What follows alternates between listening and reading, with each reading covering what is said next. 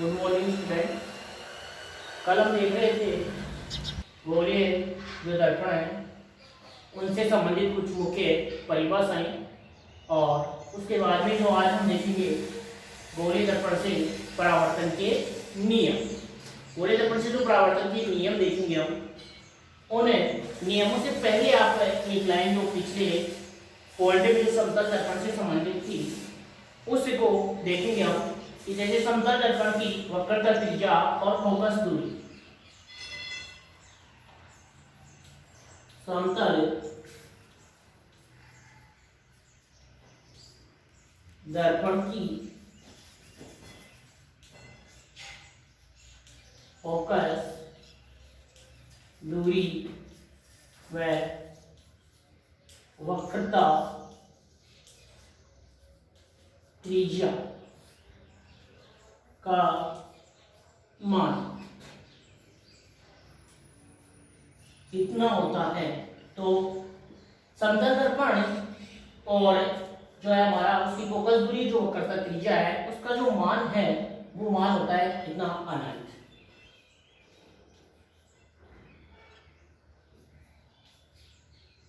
अनंत मान होता है इसका समतल दर्पण की फोकस दूरी और वक्रता त्रिज्या। गोलीय दर्पण है उनकी जो है जो फोकस दूरी और वक्रता त्रिज्या का मान है वो अलग अलग होता है, वो उनकी वक्रता पर निर्भर करता है। लेकिन जो समतल दर्पण है उसकी फोकस दूरी और वक्रता त्रिज्या का मान होता है अनंत। तो ये लाइन उतार लें और उसके बाद में हम आगे देखते हैं गोलीय दर्पणों से परावर्तन के नियम। कितने नियम है, कौन कौन से नियम है, उनको हम चित्रों की सहायता से समझते हुए देखते हैं।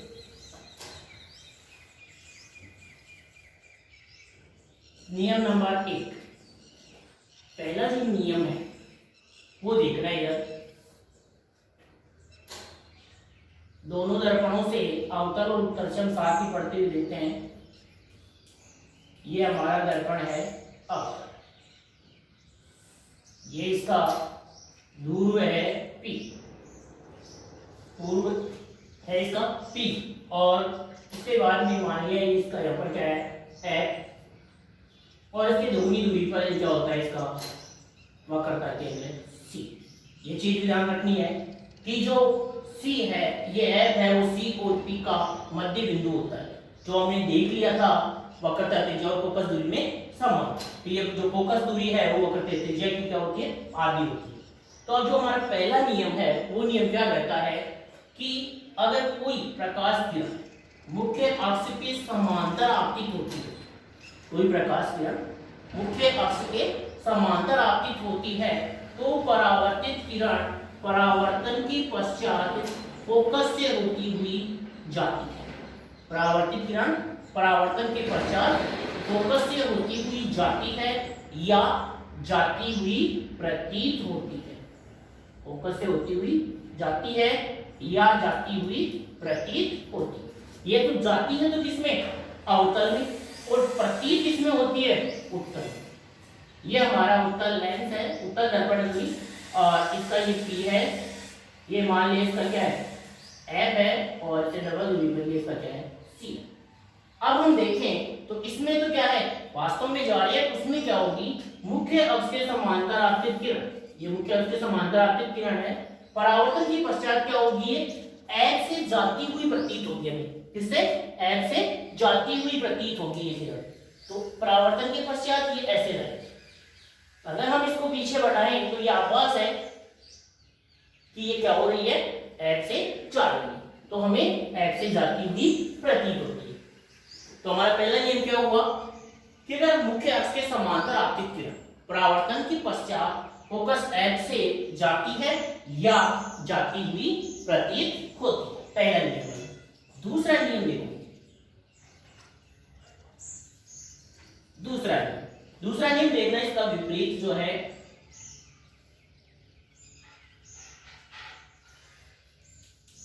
कि अगर कोई किरण,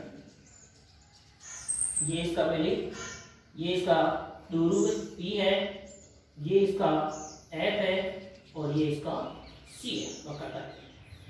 अब इसमें दूसरा नियम, अगर हम प्रकाश किरण फोकस से होती हुई आपतित करें, अगर हम प्रकाश किरण क्या करें, फोकस से होती हुई आपतित करें, तो जो परावर्तित किरण होगी वो क्या होगी, ये देखो आपतित किरण है, फोकस से होती हुई आ रही है, तो परावर्तित किरण क्या हो जाएगी, मुख्य अक्ष के समांतर हो जाएगी। मुख्य अक्ष की क्या हो जाएगी, समांतर हो जाएगी। कि अगर कोई प्रकाश किरण फोकस से होती हुई आपतित होती है या फोकस पर आती हुई प्रतीत होती है, फोकस से होती हुई आपतित होती है या फोकस पर आती हुई प्रतीत होती है, तो परावर्तित किरण परावर्तन के पश्चात मुख्य अक्ष के क्या हो जाती है, समांतर। इसमें क्या होगा कि ये कोई प्रकाश किरण है जो क्या दिख रही है हमें, फोकस पर आती हुई प्रतीत होती है, तो अब इसमें परावर्तित किरण क्या हो जाएगी, मुख्य अक्ष के समांतर हो जाएगी। ये दूसरा नियम है। पहला नियम कि यदि कोई प्रकाश किरण मुख्य अक्ष के समांतर आपतित होती है तो परावर्तित किरण फोकस ऐसे होती हुई जाती है या जाती हुई प्रतीत होती है। और दूसरा नियम है कि यदि आपतित किरण फोकस से होती हुई आपतित होती है या फोकस पर आती हुई प्रतीत होती है तो परावर्तित किरण क्या होगी, परावर्तन के पश्चात मुख्य अक्ष के समांतर हो जाती है। ये दूसरा नियम है। तो पहले हम इन दोनों नियमों को नोट कर लेते हैं। तो पहला नियम नंबर 8 डालो, नियम नंबर 8, और उसमें लिखो यदि आपतित प्रकाश किरण मुख्य अक्ष के समांतर आपतित होती है, यदि आपतित प्रकाश किरण मुख्य अक्ष के समांतर आपतित होती है तो परावर्तित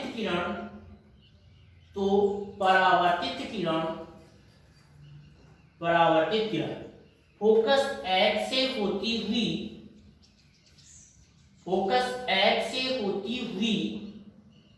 जाती है, फोकस से होती हुई जाती है या जाती हुई प्रतीत होती है। इसमें तो फोकस से जाती हुई प्रतीत हो रही है और इसमें वास्तव में फोकस से जा रही है, तो या जाती हुई प्रतीत होती है। इसके नीचे ये दोनों चित्र बना ले जल्दी से, नियम लिखा उसके नीचे। तो इन चित्रों से ही हम देख करके समझ सकते हैं। जिसने चित्र समझ लिया परिभाषा स्वयं बना सकता है कि दिख रहा है हमें ये तीर के निशान है जो प्रकाश किरणों की दिशा बता रहे हैं कि ये प्रकाश किरण आपतित है और ये परावर्तित हो रही है। आपतित किरण मुख्य अक्ष के समांतर दिख रही है, परावर्तित किरण ऐसे जा रही है, यही हमने लिखा है। इसमें आपतित किरण मुख्य अक्ष के समांतर आपतित हो रही है, परावर्तित किरण ऐसे हमें जाती हुई प्रतीत हो रही है, यही हमने नियम में लिखा है। तो अगर इसमें चित्र सही याद है या सही तरह से देख लिया तो वो कभी भी नहीं भूलेगा। तो चित्र अच्छी तरह से बना ले, चित्रों को ही समझे, चित्रों से समझ लिया तो उसका कभी भी गलत नहीं होगा। अगला नियम नंबर दूसरा, नियम नंबर 2। नियम नंबर 2 में देखो यदि आपतित प्रकाश किरण फोकस से होती हुई आपतित होती है, फोकस से होती हुई आपतित होती है, फोकस से होती हुई आपतित होती है या फोकस पर आती हुई प्रतीत होती है, या फोकस पर आती हुई प्रतीत होती है, फोकस पर आती हुई प्रतीत होती है तो परावर्तित किरण परावर्तन के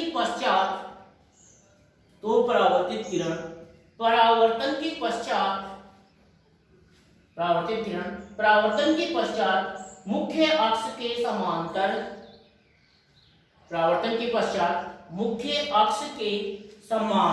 हो जाती है, मुख्य अक्ष के समांतर हो जाती है, मुख्य अक्ष के समांतर हो जाती है, मुख्य अक्ष से समांतर हो जाती है। उसके बाद में ये चित्र बनाओ, मुख्य अक्ष से समांतर हो जाता है। देख लो चित्रों से हमें अच्छा तरह दिख रहा है, आने वाली किरण फोकस से आ रही है इसमें तो, और इसमें फोकस पर आती हुई प्रतीत हो रही है। परावर्तन के बाद दोनों में सेम है कि मुख्य अक्ष क्या हो रही है, समांतर हो रही है।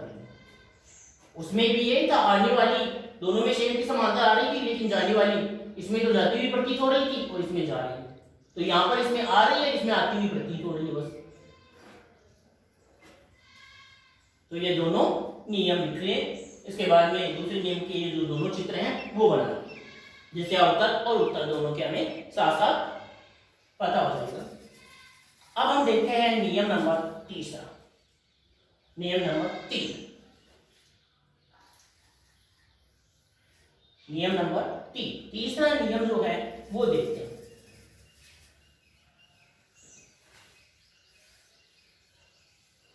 तीसरा नियम जो है वो दोनों के लिए देखो सेम है। इसमें ये हमारे पास है अवतल दर्पण, और ये अवतल दर्पण से इसका केंद्र दिया गया मुख्य अक्ष। यहाँ इसका ये क्या है, P है, ये हमारे लिए इसका F है, और ये इसका C। हमेशा ये बिंदु अंकित करते समय ये ध्यान रखना है कि F और P के बीच में जितनी दूरी है उतनी C और F के बीच में होगी। कितनी भी इसको 5 से मारने के लिए भी 5 से ऊपर के बिंदु अंकित करने हैं, वरना हमारा प्रतिबिंब सही नहीं होगा और नियम सही होगा। तो यहाँ पर जो हम नियम देख रहे हैं तीसरा नियम क्या कहता है कि यदि आपतित किरण, कोई भी किरण आपतित करवा रहे हैं हम, ये मान लिया ये आपतित किरण, तो आपतित किरण मुख्य अक्ष के साथ, ये मुख्य अक्ष है, इसके साथ ये कोण बना। आपतित किरण मुख्य अक्ष के साथ जितना कोण बनाती हुई आपतित होती है, परावर्तित किरण भी मुख्य अक्ष के साथ उतना ही कोण बनाते हुए क्या होती है, परावर्तित होती है। जो कि हमने परावर्तन के नियमों में पढ़ लिया था कि कोण I बराबर कोण R होता है, और उसमें ये भी देखा था कि जो परावर्तन के नियम पढ़े थे हमने उसमें कि ये जो परावर्तन का नियम है वो सभी दर्पणों में लागू होता है, चाहे वो दर्पण हमारा समतल दर्पण हो या हमारा कैसा दर्पण हो, गोलीय दर्पण हो, ये सभी में लागू होता है। समतल गोलीय दर्पण चाहे उत्तल हो अवतल हो कैसा भी हो, कि आपतित किरण है मुख्य अक्ष के साथ जितना कोण बनाती हुई आपतित होती है, इसको हम आपतन कोण कहते हैं, कोण I, इसको कहते हैं परावर्तन कोण R। तो ये कोण I और कोण R का मान सदैव बराबर होता है, ये हमने परावर्तन के नियमों में पढ़ा है। चाहे उत्तल में देख लो, उत्तल में देखोगे तो भी उसमें भी यही बनेगा।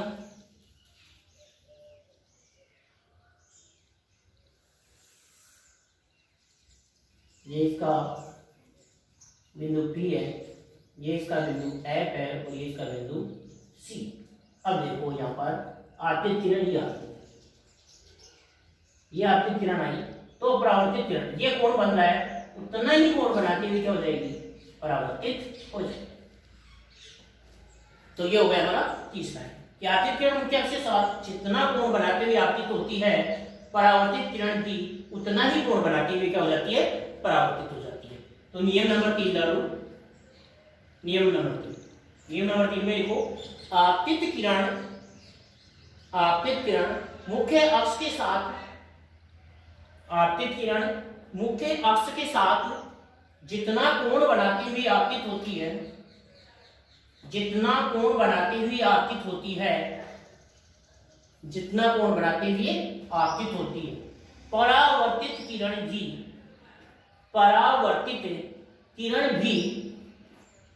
उतना ही कोण बनाते हुए परावर्तित होती है।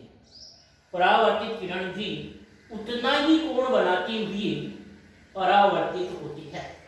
परावर्तित किरण भी उतना ही कोण बनाते हुए परावर्तित होती है। सही, ये नियम नंबर 3 हो गया, इसका ये चित्र बना गया। फिर हम देखते हैं नियम नंबर 4। नियम नंबर 4,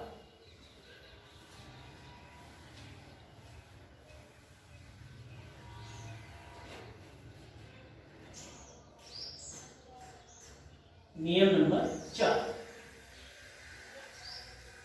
जो चौथा ये नियम है हमारा, नियम नंबर 4 है, वो देखते हैं हम, वो भी दोनों के लिए होगा। ये जो हमारा दर्पण है वो है अवतल, ये अवतल दर्पण है हमारा, और ये अवतल दर्पण का साइन किया हमने क्या, मुख्य अक्ष। यहाँ पर इसका ये क्या है, P है, ये इसका क्या है, F है, और यहाँ पर इसका क्या है, ये C है। अब जो नियम हमारा यहाँ पर है वो क्या कहता है कि यदि कोई आपतित किरण वक्रता केंद्र से होती हुई आपतित हो जाए, यदि कोई आपतित किरण वक्रता केंद्र से होती हुई आपतित हो, तो क्या होगा, परावर्तित किरण वापस उसी मार्ग में लौट जाती है। देखिए, जैसे मैंने ये एक आपतित किरण आपतित करवाई, ये किरण आपतित, ये किरण आपतित करवाई, तो ये जो किरण हमने आपतित करवाई तो क्या होगा, परावर्तित जो किरण है वो भी क्या होगी, वापस परावर्तित हो जाएगी और इसी मार्ग में जैसे आई थी उसी मार्ग में वापस लौट जाएगी। क्या आपतित किरण अगर आने वाली किरण है वो वक्रता केंद्र से होती हुई आपतित होती है, वक्रता केंद्र C से होती हुई आपतित होती है, तो परावर्तित किरण क्या होगी, वापस उसी मार्ग में लौट जाएगी। इसमें देखेंगे तो इसमें क्या होगा, वक्रता केंद्र पर आती हुई प्रतीत होगी। इसमें क्या होगा, वक्रता केंद्र पर आती हुई प्रतीत होगी। ये देखो, ये इसका है यहाँ पर F, यहाँ पर इसका P है और यहाँ पर इसका ये C। देखो यहाँ पर ये P जो हम ध्रुव देखते हैं उसको कुछ किताबों में ध्रुव की P की जगह O भी लिख रखा है, तो उसमें कोई दिक्कत नहीं है। कोई ये समझे कि सर इस किताब में तो O लिख रखा था तो O भी हम इसको मान सकते हैं, लेकिन हमने शुरू से P माना है, पढ़े जब पढ़ रहे हैं तो अब हम इसको भी यहाँ भी क्या लेंगे, P ही लेंगे, वरना इसको O भी कह सकते हैं। तो अब यहाँ पर ये हो गया इसका ध्रुवक P। अब देखते हैं इसमें क्या हो रही है कि वास्तव में C से आ रही थी, लेकिन इसमें क्या होगी, C पर आती हुई प्रतीत होगी। क्या होगी, C पर आती हुई प्रतीत होगी। यह हमें कोई किरण है जो क्या दिख रही है, C पर आती हुई दिख रही है, C पर आती हुई प्रतीत हो रही है, तो परावर्तित किरण क्या हो जाएगी, वापस उसी मार्ग में लौट जाएगी। ये परावर्तन का हमारा चौथा जो लास्ट नियम है वो है परावर्तन के, जो गोलीय दर्पण से परावर्तन के नियम है उसका चौथा नियम है कि यदि आपतित किरण वक्रता केंद्र C से होती हुई आपतित होती है या वक्रता केंद्र C पर आती हुई प्रतीत होती है तो परावर्तित किरण वापस उसी मार्ग में लौट जाती है। तो नियम नंबर 4 डालो, नियम नंबर 4, और उसमें लिखो यदि आपतित किरण वक्रता केंद्र से होते हुए, यदि आपतित किरण वक्रता केंद्र से होते हुए आपतित होती है, वक्रता केंद्र से होते हुए आपतित होती है या वक्रता केंद्र पर आती हुई प्रतीत होती है या वक्रता केंद्र पर आती हुई प्रतीत होती है, तो परावर्तित किरण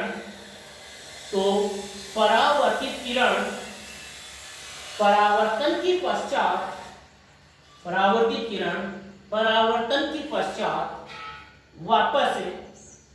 वापस उसी मार्ग में लौट जाती है,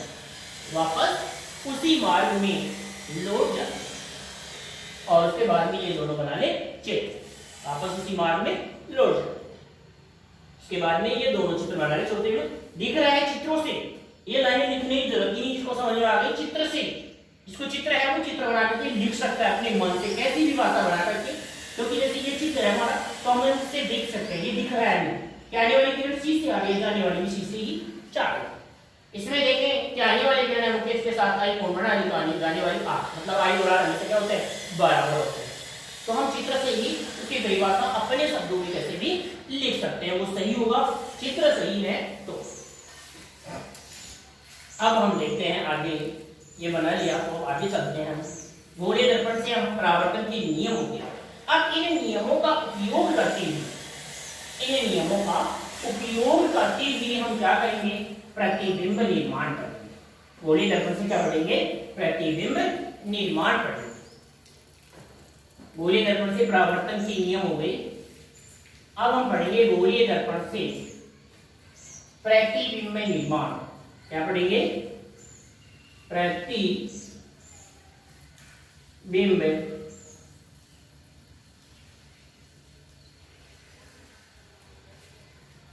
निर्माण। गोलीय दर्पण से प्रतिबिंब, देखो प्रतिबिंब निर्माण पढ़ते कैसे हैं हम वो समझना पहले, उसके बाद में अलग अलग दर्पणों में पढ़ेंगे, अवतल में प्रतिबिंब निर्माण पढ़ेंगे, उत्तल में पढ़ेंगे, उनमें अलग अलग स्थितियों में हम प्रतिबिंब निर्माण पढ़ेंगे। लेकिन होता क्या है प्रतिबिंब निर्माण में कि जैसे हमारे पास कोई भी वस्तु कुछ भी है, कहीं पर भी कोई वस्तु रखी हुई है, उसका प्रतिबिंब बनाना, तो तो हमारे पास जो हमने 4 नियम पढ़े हैं, उन नियमों में से हम किन्हीं 2 नियमों का पालन करेंगे। किन्हीं दो, कोई से भी 2 नियम हैं उनका हम प्रयोग करेंगे और प्रयोग करते हुए उनसे हम प्रकाश किरणें आपको करवाएंगे और वो परावर्तन के पश्चात जिस बिंदु पर जाकर वापस काटती हैं वहां पर ये वस्तु का क्या माना जाता है, प्रतिबिंब माना जाता है। और हम उसमें देख करके बता सकते हैं कि जो ये प्रतिबिंब है वो किस प्रकार से बन रहा है, वो हमारा जो है स्थिति उसी में हम देखकर उसके अनुसार ही लिखते हैं। तो देखो सबसे पहले हम देखते हैं गोले दर्पणों से प्रतिबिंब निर्माण। उसमें जो पहला सबसे पहले देखते हैं वो देखते हैं अवतल दर्पण में प्रतिबिंब निर्माण। अवतल दर्पण से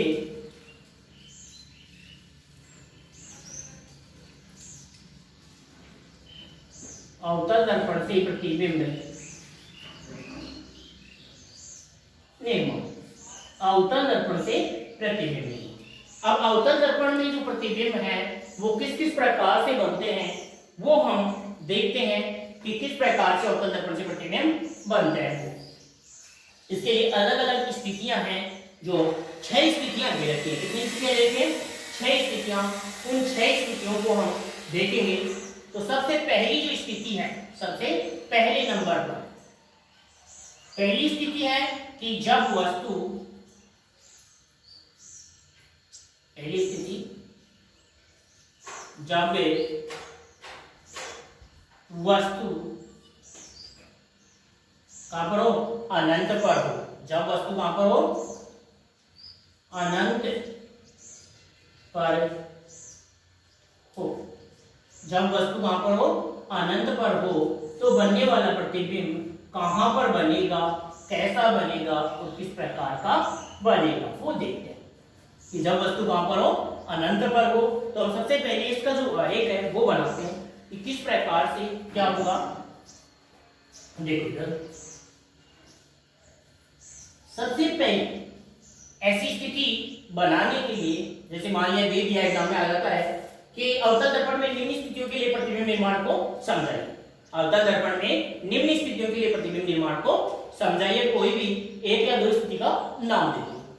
तो सबसे पहले सभी में करना है जो कार्य वो बता रहा हूं। सबसे पहले दर्पण बनाना है। अवतल दर्पण कैसा होता है वो सबको पता है कि उसके बाहर की ओर पॉलिश है और अंदर का भाग है वो क्या होता है, परावर्तक भाग होता है। सबसे पहले ये बनाया हमने, समझ रहे कि अवतल दर्पण पूछ रहा है तो अवतल दर्पण बनाना है सबसे पहले। फिर इसका P निर्धारित करो, मध्य बिंदु। ये मान लिया हमने इसका P निर्धारित कर दिया, मध्य बिंदु। अब इस मध्य बिंदु से मिलाते हुए सीधी इस प्रकार से एक मुख्य अक्ष है, ये कह दिया हमने क्या, एक मुख्य अक्ष। ये हमने एक मुख्य अक्ष है। अब इस मुख्य अक्ष पर स्थितियां पूछेगा तो उसमें देगा नहीं कि 15 सेमी है, 20 सेमी है, फोकस दूरी, वक्रता त्रिज्या कितनी है, ये नहीं देगा। वो तो कब देगा कि जब हमें आंतरिक प्रश्न पूछे, इसमें ये नहीं देगा। तो आप कितनी भी दूरी पर अपने हिसाब से F और क्या मान लें C अंकित कर दें। जैसे यहां से यहां 10 सेमी दूरी पर आपने क्या अंकित कर दिया F। तो ध्यान ये देना है कि इतनी ये जो दूरी ली है आपने उतनी ही दूरी यहां होनी चाहिए। और तो यहां पर हमने ये बिंदु अंकित कर दिया क्या, C। क्या बिंदु अंकित कर दिया, C बिंदु अंकित कर दिया। यहाँ पर ये F बिंदु है और यहाँ पर ये कौन सा बिंदु है, C बिंदु। अब हम इससे जो आगे है उसको देखते हैं। ये काम सब में करना है, कोई सी स्थिति कैसे भी दे रखी हो, ये काम हमें क्या करना है, सभी में करना है। तो ये इतना कर देगा। अब हमें देखना है कि स्थिति हमें क्या दी हुई है। तो हमें स्थिति दी है वस्तु कहां पर है, अनंत पर है। वस्तु कहां पर है, अनंत पर है। अब वस्तु हमारी जो है वो अनंत पर है, तो उस वस्तु को, अनंत पर वस्तु है हमें पता नहीं कहां है, अनंत का मतलब होता है, तो अनंत पर वस्तु होती है तो आने वाली प्रकाश किरणें मुख्य अक्ष से समांतर आती है। कि जब वस्तु अनंत पर होती है तो आने वाली जो प्रकाश किरणें हैं वो मुख्य अक्ष के क्या होती है, समांतर आपतित होती है। अगर प्रतिबिंब अनंत पर होता है तो परावर्तित किरणें क्या होती है, मुख्य अक्ष से समांतर। तो हमारी वस्तु अनंत पर है, इसका मतलब हम क्या करेंगे कि इस पर जो किरणें आपतित करवाएंगे वो मुख्य अक्ष के क्या होंगी, समांतर होंगी। क्या होंगी, मुख्य अक्ष के समांतर होंगी। तो अभी मैंने कहा कि 2 नियम हमें लगाने हैं। तो पहला नियम हमने लगाया क्या, कि मुख्य अक्ष के समांतर जो आपतित किरण होती हैं वो परावर्तन के पश्चात क्या करती हैं, फोकस से होती हुई जाती है। ये किरण की हमारी जो फोकस से होती हुई गुजरेगी। इससे भी देखेंगे तो ये किरण भी क्या होगी, फोकस से होती हुई क्या हो जाएगी, परावर्तित हो जाएगी। ये किरण भी फोकस से होती हुई क्या हो जाएगी, परावर्तित हो जाएगी।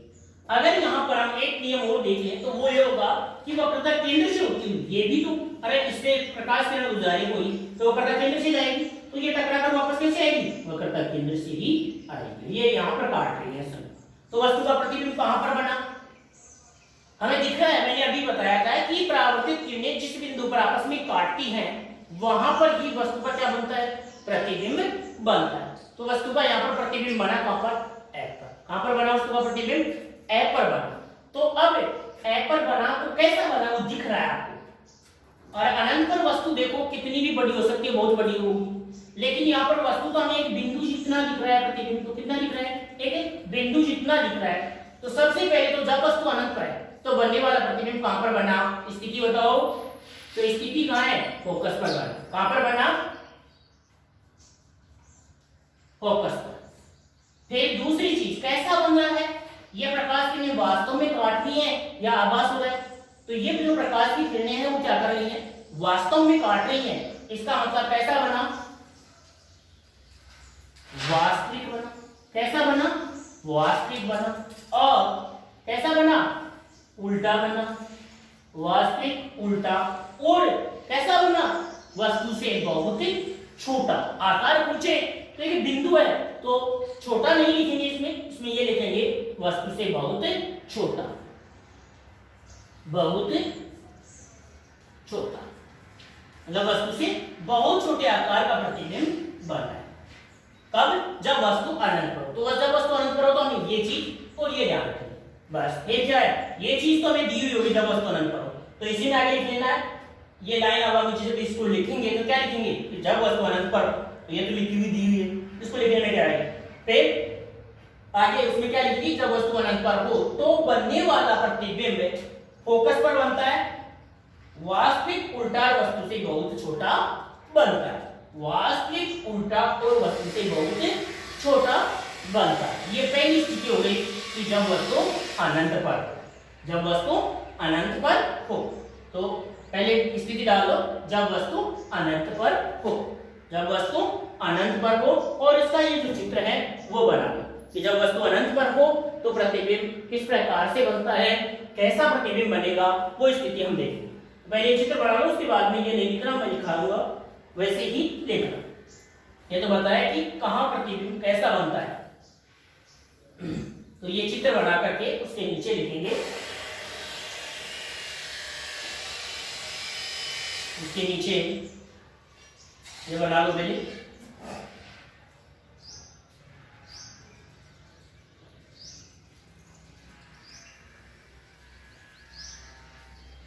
और आगे लिखो, इससे आगे लिखो, जब वस्तु अनंत पर हो, जब वस्तु अनंत पर हो तो बनने वाला प्रतिबिंब, जब वस्तु अनंत पर हो तो बनने वाला प्रतिबिंब, बनने वाला प्रतिबिंब फोकस, बनने वाला प्रतिबिंब फोकस पर, बनने वाला प्रतिबिंब फोकस पर बनेगा, बनने वाला प्रतिबिंब फोकस पर बनेगा। तथा वास्तविक उल्टा, तथा वास्तविक उल्टा और वस्तु से बहुत छोटे आकार का बनेगा। वास्तविक उल्टा और वस्तु से बहुत छोटे आकार का बनेगा। वास्तविक उल्टा और वस्तु से बहुत छोटे आकार का बनेगा। बस ये पहली स्थिति हो गई, ये पहली स्थिति पूरी हो गई। अब देखते हैं दूसरी स्थिति।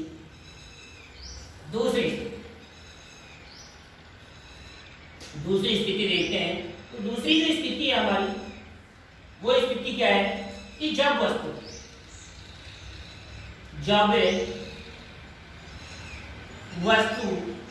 क्या हो, C से परे हो, C से परे हो, जब वस्तु C से परे हो। C से परे का मतलब क्या होगा, यहाँ पर वक्रता केंद्र से दूर हो। C से परे है, उसकी जगह क्या लिख सकते हो कि जब वस्तु वक्रता केंद्र से दूर हो, ये भी लिख सकते हो।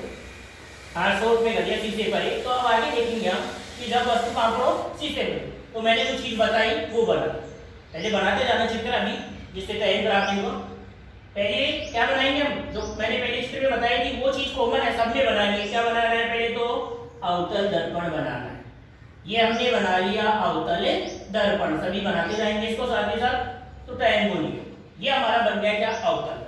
फिर हम इसका अंकित करेंगे क्या, दूर। ये इसका मैंने अंकित कर दिया दूर P। उसके बाद में क्या करेंगे हम, ये कह दिया हमने क्या, मुख्य अक्ष। क्या कह दिया, मुख्य अक्ष। अब इस मुख्य अक्ष पर मैंने बताया कि आपको क्या अंकित करना है, F और C समान दूरी पर अंकित होंगे P से। ये P से हमने जैसे मान लिया यहाँ पर अंकित कर दिया, क्या है, क्या अंकित कर दिया है। अब जितनी दूरी पर ये F है उतनी ही दूरी पर यहाँ क्या होगा, C। अगर हमने माना जैसे मैंने यहाँ बिना मापे किया है अंकित, तो हमारा प्रतिबिंब करेक्ट नहीं बनेगा। आप जब भी कॉपी में बनाएं तो स्केल लेकर के उससे ही समान दूरी माप कर ही बनाएं। 10 ये लिए तो 10 ही ये लिए, 5 ये लिए तो 5 ही ये लिए, क्योंकि ये दोनों दूरियां बराबर होती हैं। यहाँ पर अंकित कर दिया हमने क्या, C। क्या अंकित कर दिया, यहाँ पर C अंकित कर दिया। अब देखो स्थिति, देखो वस्तु रखो, स्थिति बता रखी है कि जब वस्तु कहाँ हो, C से परे हो। वस्तु कहाँ पर हो, C से परे हो। तो C से परे ये C है, चाहे यहीं कहीं पर भी रख दो आप। ये वस्तु रख दी मैंने, ये क्या रख दी, कोई वस्तु रख दी। अब इस वस्तु से प्रतिबिंब कैसा बनेगा, किस प्रकार से बनेगा वो। तो पहले जैसे पहला नियम लगा दिया मैंने, पहला नियम ये लगाया कि ये जो वस्तु है उससे ये कोई प्रकाश की किरण है जो आपकी हो रही है दर्पण पर, कैसे, समान, कैसे आपकी हो रही है, समान। तो पहला नियम लगा है, समांतर किरण क्या होगी, फोकस से होती हुई परावर्तित किरण क्या रहेगी, फोकस से होती हुई जाएगी। परावर्तित किरण क्या होगी, फोकस से होती हुई जाएगी। अब दूसरा नियम आप कोई सा भी लगा सकते हो, C से लगा सकते हो, यहाँ F वाला लगा सकते हो, ये कोण बनता हुआ लगा सकते हो, कोई सा लगाओ। तो देखो दूसरा नियम जैसे हमने ये लगा दिया कि ये जो किरण है कोई, वो क्या हो रही है, F से होती हुई, कहां से होती हुई, F से होती हुई आपतित हो रही है। किससे होती हुई, F से होती हुई आपतित हो रही है। तो परावर्तित किरण क्या होगी, मुख्य अक्ष के समांतर आपतित होगी। ये परावर्तित किरण सॉरी आपतित नहीं, परावर्तित, मुख्य अक्ष के समांतर क्या हो जाएगी, परावर्तित। मैंने ये बताया था जहां काटती है वहां प्रतिबिंब बनता है, तो काट कहां रही है, यहां पर काट रही है, तो हमारा ये प्रतिबिंब बन गया। यहाँ पर क्या बन गया, प्रतिबिंब बन गया। ये क्या बना, प्रतिबिंब बन गया। अब लिखना हमें जो क्या है वो देखना, ये तो समझ गए आप चित्र से, सही, सभी ने ये चित्र साथ साथ बना लिए। तो जैसे ये हो गया हमारा, कहां बना, अब हम इसमें जो दिख रहा है हमें, मैं नहीं कह रहा हूं कि यही आएगा, ये चीज रखनी है, वो कुछ नहीं होगा। जो यहाँ दिख रहा है वो चीज हमें लिखनी है, जो हमने किया है यहाँ पर वही हमें लिखना है बस। तो यहाँ क्या क्या दिख रहा है, पहले सबसे पहले लिखते हैं प्रतिबिंब की स्थिति। वस्तु की स्थिति C से परे, तो प्रतिबिंब की स्थिति कहां है, C व F के मध्य। पहली चीज हमने लिख दी कि प्रतिबिंब कहां बन रहा है, C व F के मध्य बन रहा है। कहां बन रहा है, C व F के मध्य, इसको लिख सकते हो वक्रता केंद्र और फोकस के बीच में। फिर दूसरा, प्रतिबिंब कैसा बन रहा है, अरे वास्तविक बन रहा है या आभासी, वास्तव में काट रही है तो क्या बन रहा है, प्रतिबिंब वास्तविक बन रहा है। कैसा बन रहा है प्रतिबिंब, वास्तविक बन रहा है। फिर अगर हम देखें प्रतिबिंब वास्तविक बन रहा है, अब कैसा है ये प्रतिबिंब, वस्तु सीधी है तो प्रतिबिंब कैसा है, उल्टा, तो वास्तविक उल्टा। और कैसा बन रहा है, वस्तु के बराबर का है, वस्तु से बड़ा है, छोटा है, कैसा दिख रहा है वही लिखना है। कैसा दिख रहा है, वस्तु से छोटा। तो देखो कैसा, वस्तु से छोटा। यहां बहुत छोटा नहीं लिख रहा है, एक बात समझना, उसमें लिखी थी ना बहुत छोटा है, बहुत छोटा नहीं होगा, केवल वस्तु से छोटा है। कि ये वस्तु मान लो 10 सेमी की थी, 5 सेमी का होगा, इतना ही अंतर है। ये नहीं कि ये कुछ वस्तु तो 300 सेमी और ये पॉइंटों में है, ऐसा कुछ नहीं है, थोड़ा ही अंतर दिख रहा है, देख लो। तो वस्तु से छोटा है ये कह सकते हैं, ऐसे नहीं कह सकते बहुत छोटा है। तो ये चीजें हमें लिखनी है बस। तो ये कहां से लिखी हमने, ये चीजें कहां से लिखी, कहां से लेकर आए हम, इसी से लेकर आए। कोई मैं तो अपने मन से तो लिखा नहीं रहा हूं, जो चीजें हमने यहाँ पर की है इसमें, और ये कैसे आई, ये कैसी स्थिति आई, ये प्रतिबिंब यहाँ क्यों बना, वो हमने कहां से किए, नियमों से किए।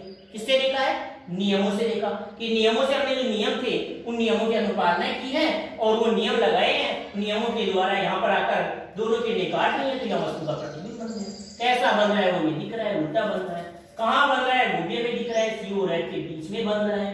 सही, कैसा बन रहा है, वस्तु से छोटा बन रहा है। ये भी दिख रहा है वास्तविक है, आभासी, वास्तव में काटनी है तो वास्तविक है, अगर वास्तव में नहीं काटती है, काटती हुई प्रतीत होती है तो आभासी होता है। तो इसमें क्या हो गया कि प्रतिबिंब कैसा बन रहा है कि जब वस्तु सी से परे हो, ये बना लिया आपने, तो उसके नीचे लिखो, उसके नीचे जो लिखा रहा हूं लाइन वो लिखो, जब वस्तु सी से परे हो, जब वस्तु सी से परे हो तो बनने वाला प्रतिबिंब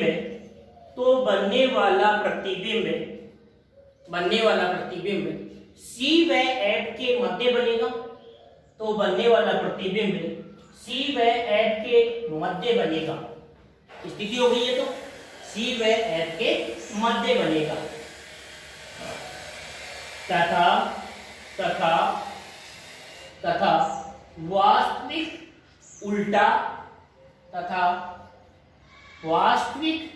उल्टा और वस्तु से छोटा बनेगा।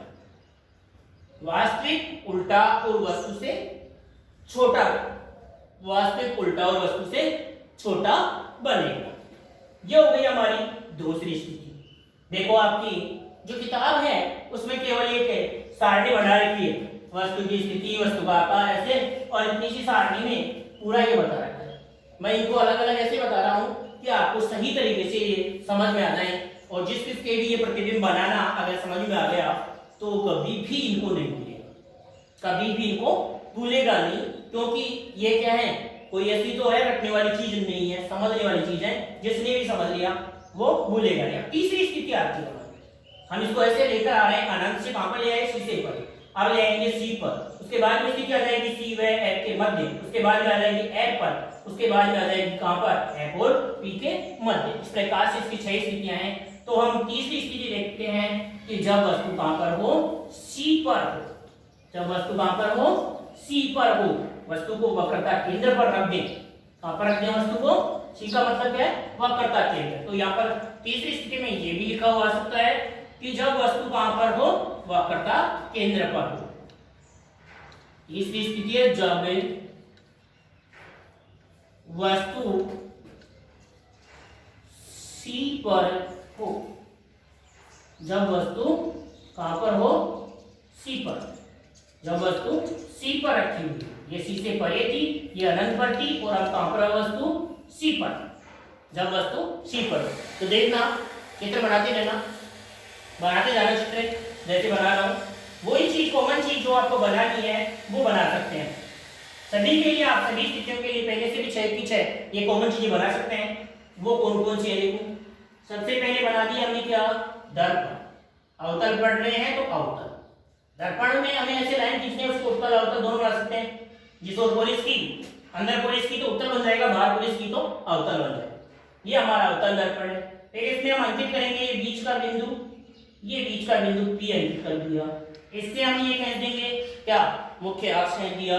उसके बाद में हम ये जैसे मान लिया क्या लगा दिया है, इतनी ही दूरी पर यहाँ पर हमने क्या रख दिया, C।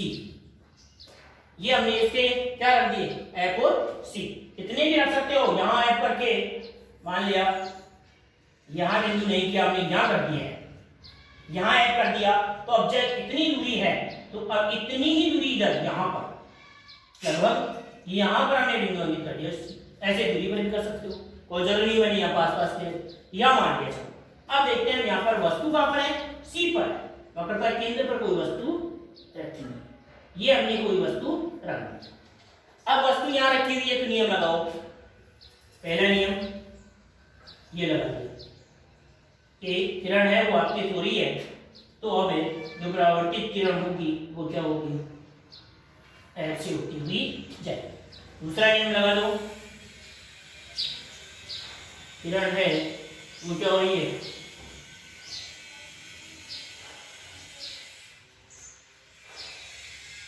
परावर्तित किरण क्या हो जाएगी, मुख्य अक्ष के समांतर, और ये यहाँ पर क्या बन गया, वस्तु का प्रतीक।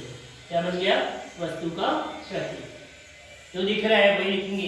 यहाँ पर ये थोड़ी लाइन रेडी हो गई, सीधी लाइन आती तो ये खींचेंगे। आपको स्केल का यूज करके ये लाइन खींचेंगे तो आपका चित्र एकदम सही बनेगा। अब देखो यहाँ पर वस्तु की स्थिति कहाँ पर, कि जब वस्तु सी पर है तो प्रतिबिंब कहाँ पर बन रहा है, सी पर बनेगा। कहाँ पर बनेगा, सी पर ही बनेगा। ये वस्तु सी पर है तो प्रतिबिंब भी सी पर ही बनेगा। ऐसा वास्तविक, ऐसा वास्तविक, फिर ऐसा उल्टा। फिर आकार में देखें तो वस्तु के बराबर, वस्तु के बराबर, वस्तु के बराबर दिख रहा है, वही लिखा है कि जब वस्तु सी पर है तो प्रतिबिंब सी पर बन रहा है। ऐसा वास्तव में बन रहा है, उल्टा बन रहा है और वस्तु के बराबर के आकार का बन रहा है। यहाँ ये थोड़ा बड़ा दिख रहा है, लेकिन अगर हम ये लाइनें सीधे हैं तो ये यहाँ पर लगभग बढ़ेगा, तो ये कैसा बन जाएगा, सीधा प्रतिबिंब ही बनेगा। और कैसा, सीधा नहीं से उल्टा ही बनेगा, लेकिन वस्तु के बराबर का।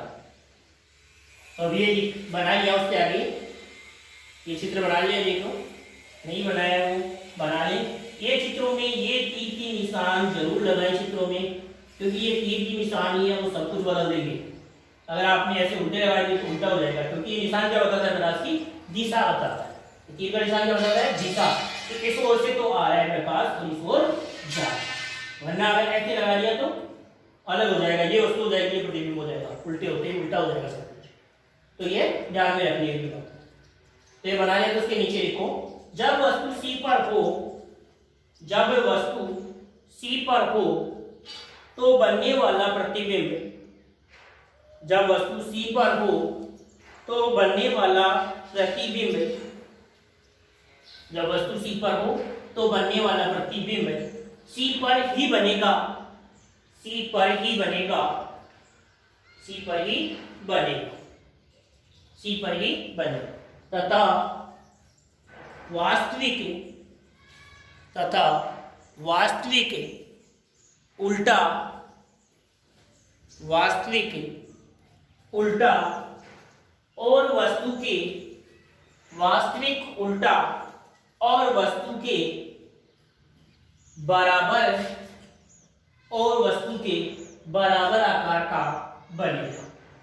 वास्तविक उल्टा और वस्तु के बराबर आकार का बनेगा, वास्तविक उल्टा और वस्तु के बराबर आकार का बनेगा। ये जो चीज थी वो देखे हमने आज, जो दर्पण के द्वारा पहले हमने गोलीय दर्पण से परावर्तन के नियम देखे, उसके बाद में गोलीय दर्पण से प्रतिबिंब निर्माण जो हमारा पॉइंट है, उसमें जो पहला हमने पढ़ा वो अवतल दर्पण से प्रतिबिंब निर्माण पढ़ा है। और अवतल दर्पण से प्रतिबिंब निर्माण में हमने क्या पढ़ा कि जब वस्तु अनंत पर है तो बनने वाला प्रतिबिंब कहां पर बना है, स्थिति F पर बना। कहां पर बना, F पर। इसमें क्या थी, सी से परे, तो कहां पर बना, C व F के मध्य बना। कहां पर बना, C व F के मध्य बना। और जहां यहां पर वस्तु C से परे थी तो कहां पर बना, प्रतिबिंब C पर ही बना। कहां पर बना, प्रतिबिंब C पर ही बना। इसमें प्रतिबिंब क्या बना, बहुत छोटा बना। कैसा बना, बहुत छोटा बना। और इसमें प्रतिबिंब कैसा बना, छोटा बना। और इसमें क्या बना, बराबर का बना। कैसा बना, बराबर का बना। सही। ये चीजें और दोनों ये चीजें सभी में कॉमन आ रही हैं, वास्तविक और उल्टा। इसमें भी क्या था कि प्रतिबिंब कहां पर बना, F पर बना, वास्तविक उल्टा और वस्तु से बहुत छोटा। चीजें ये एक तो ये बदल रही है, ये बदल रही है, दोनों चीजें कॉमन आई है तीनों में। कॉमन चीजों को ध्यान में रखना, कॉमन चीजों को याद नहीं रखना, केवल ये चीज। अभी हम अवतल दर्पण में प्रतिबिंब निर्माण पढ़ेंगे, सभी में वास्तविक और उल्टा आएगा। केवल एक स्थिति है जो अपवाद है इसकी, जो छठवीं स्थिति हम पढ़ेंगे, उसमें प्रतिबिंब कैसा बनेगा, आभासी और सीधा बनेगा। वरना सबके लिए ये चीज कॉमन है, इसलिए इस चीज को हम कॉमन याद रखेंगे कि अवतल दर्पण में बनने वाले प्रतिबिंब कैसे होते हैं, वास्तविक और उल्टे होते हैं। केवल स्थिति जो है वो अलग अलग चेंज होती है, वस्तु की स्थिति अलग अलग होती है, तो जो प्रतिबिंब होता है उस प्रतिबिंब की स्थिति है वो भी क्या होती रहती है, बदलती रहती है। हम देख रहे हैं कि वस्तुओं की स्थिति बदल रहे हैं, तो उसके साथ साथ ही प्रतिबिंब की जो है वो भी स्थिति क्या होती जा रही है, बदलती जा रही है। प्रतिबिंब की स्थिति भी बदलती जा रही है, लेकिन ये वास्तविक और उल्टा ये सभी में आ रहा है, तो ये चीज कॉमन है। इसके अलावा ये दो चीजें कि जब वस्तु अनंत पर तो F पर बहुत छोटा, जब वस्तु C से परे तो कहां बन रहा है, C और F के मध्य कैसा छोटा बन रहा है, और जब वस्तु C पर तो C पर ही बन रहा है, कैसा बन रहा है, वस्तु के बराबर के आकार का बन रहा है।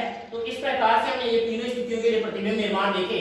उसके बाद में हम अगला जो पार्ट है हमारा, उसमें देखेंगे अगली तीन स्थितियों के लिए, और जो उत्तल दर्पण है उसके लिए प्रतिबिंब निर्माण देखेंगे। इससे पहले कि जो हमें अभी जो मैंने नियम बताए थे वो नियम आपको अभी मैं 2 मिनट में दोबारा से रिवाइज करा देता हूं, जिसके कारण क्योंकि नियमों से ही प्रतिबिंब निर्माण हम सीख रहे हैं, तो एक बार वो चीज हम 2 मिनट के लिए रिवाइज कर लेते हैं कि जो हमने प्रतिबिंब के नियम देखे थे गोलीय दर्पण से, वो 4 नियम देखे थे, वो कौन कौन से हैं शॉर्ट में बता देता हूं। जो पहला नियम था हमारा, वो नियम क्या था कि ये जैसे हमारा दर्पण है, और पहला नियम ये इसका F है और ये इसका C है।